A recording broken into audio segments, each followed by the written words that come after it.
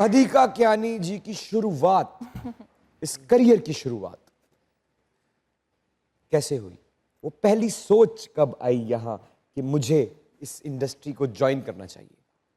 मुझे कॉलेज तक इंडस्ट्री का नहीं पता था कि मुझे इंडस्ट्री में आना है। अच्छा। बट म्यूजिक जो था वो 3 साल की उम्र से मैं कर रही थी। अरे अच्छा।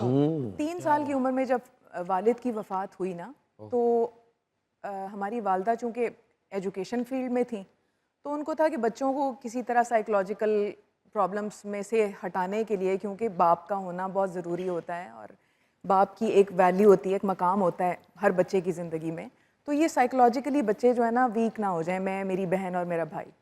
तो उन्होंने हमें नेशनल काउंसिल ऑफ आर्ट्स की चिल्ड्रन आर्ट वर्कशॉप ज्वाइन करवा दी। वाह।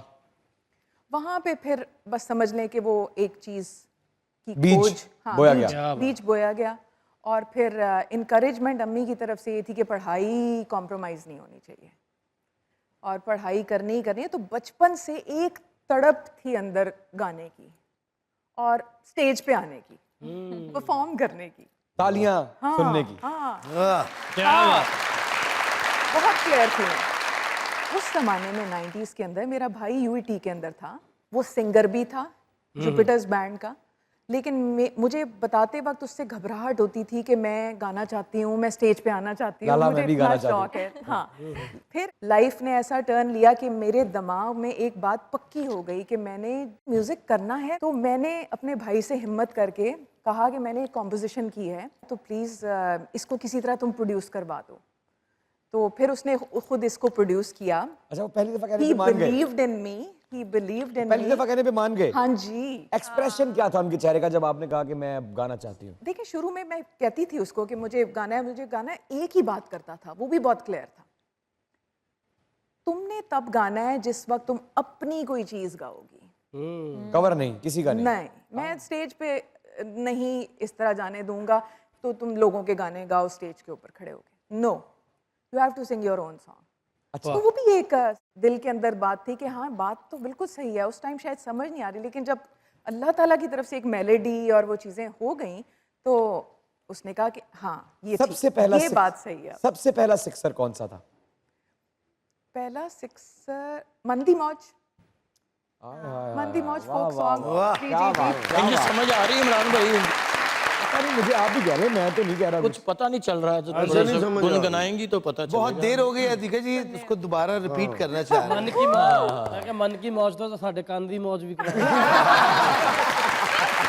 अच्छा। मन दी मौज विच हसना खेडना दिल के रखना कम्मे कन्ने मैं न पर किसे की बंदा ने बोलना चन दी जानड़ी चंदे कन्ने मन दी मौज विच हसना। क्या बात है, क्या बात है, क्या बात है, क्या बात है। फोक सॉन्ग था और उसके बाद बस सिलसिला फिर चलता रहा। फिर सिलसिला चलता रहा। लेकिन वो गाना जो मैंने, जिस गाने पे बड़ा स्कूल में डांस किया ब्रेक पे जाने से पहले, मैं ऐसा हो नहीं सकता, ये तो मेरी वाहिद जो ख्वाहिश है, जो मैंने घर से सोचा था कि मैंने जाते साथ ही का कहानी जी को कहना कि मुझे वो गाना सुनाए। ते बूहे बारियां ते नाले कंधा दो लाने हो जाए तो फिर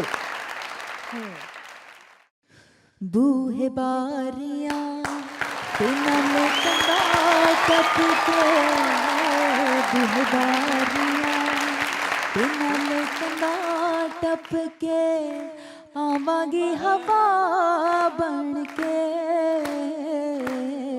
बूहे बारियां खाए बूहे बारियां बूहे बारियां ते नाले कंधा टपके आवांगी हवा बन के बूहे बारियां खाए बूहे बारियां चन चढ़दा ते सारे लोकी पे तक दे डूंगे पानियां च फिर दीवे पे बल दे चन चढ़दा ते सारे ਲੋਕੀ ਪਏ ਤੱਕਦੇ ਡੂੰਘੇ ਪਾਣੀਆਂ 'ਚ ਫਿਰ ਦੀਵੇ ਪਏ ਬਲਦੇ ਦੀਵੇ ਪਏ ਬਲਦੇ ਕੰਡੇ ਲੱਗ ਜਾਂਗੀ ਕੱਚਾ ਖੜਾ ਬਣ ਕੇ ਕੰਡੇ ਲੱਗ ਜਾਂਗੀ ਕੱਚਾ ਖੜਾ ਬਣ ਕੇ ਮੈਂ ਆਵਾਂਗੀ ਹਵਾ ਬਣ ਕੇ ਬੂਹੇ ਬਾਰੀਆਂ ਖਾਏ ਬੂਹੇ ਬਾਰੀਆਂ वेलकम बैक टू मजाक रात। अरे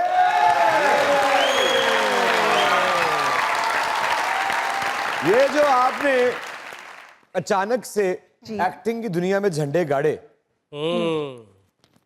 ये कब से अंदर छुपी बैठी थी वो लड़की जो ना सिर्फ शुरू से खेलती है बल्कि तासुरात से भी खेलती है? क्या बात। ये कैसे हुआ? आई थिंक हर चीज़ का वक्त होता है। सोचा तो शायद मैंने शुरू में कहीं ना कहीं बिट्स में सोचा होगा। अच्छा, एक्टिंग का था कहीं? हाँ था। अच्छा। लेकिन फिर वही वाली बात की क्लैरिटी नहीं थी। कोविड के टाइम में क्लैरिटी आ गई मुझे।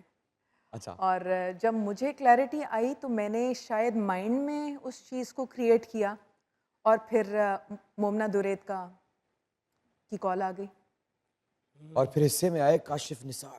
और फिर हिस्से में आए काशिफ निसार एंड नुमान एजाज, सानिया सईद, इकरा अजीज, फरियाल, मतलब best of the best ones. आपको लगा था कि आप इतनी बड़ी परफॉर्मेंस दे रही हैं?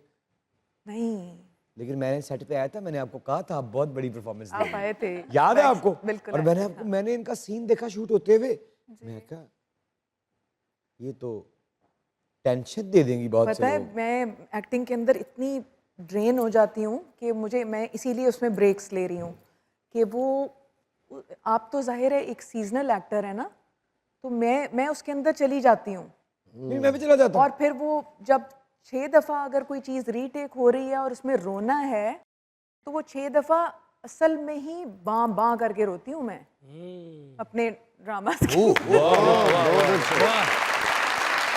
और हर दफ़ा कुछ क्रिएट करना पड़ता है दिमाग में कि मुझे असल रोना है, मतलब असल रोना है। और उससे वाकई मुझे सानिया सईद ने भी ये बात कही कि थोड़ा सा अपने आप को ना वापस ले आया करो उस चीज़ के अंदर, बिकॉज अदरवाइज एक आर्टिस्ट जो है ना वो कम्प्लीटली ड्रेन हो सकता है। जिंदगी में भी इतनी इमोशनल है आप?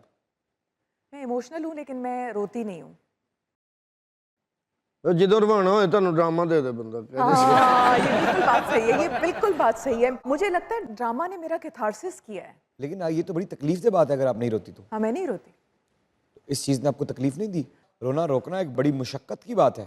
देखिए, बात यह है कि जब मदर थी ना 17 साल बेड पे, तो दिल चाहता था कि 17 साल रोऊं, क्योंकि मैं उनको मदर्स की तरह पाल रही थी। बेटी माँ को माँ की तरह पाल रही थी। माँ ने अल्लाह का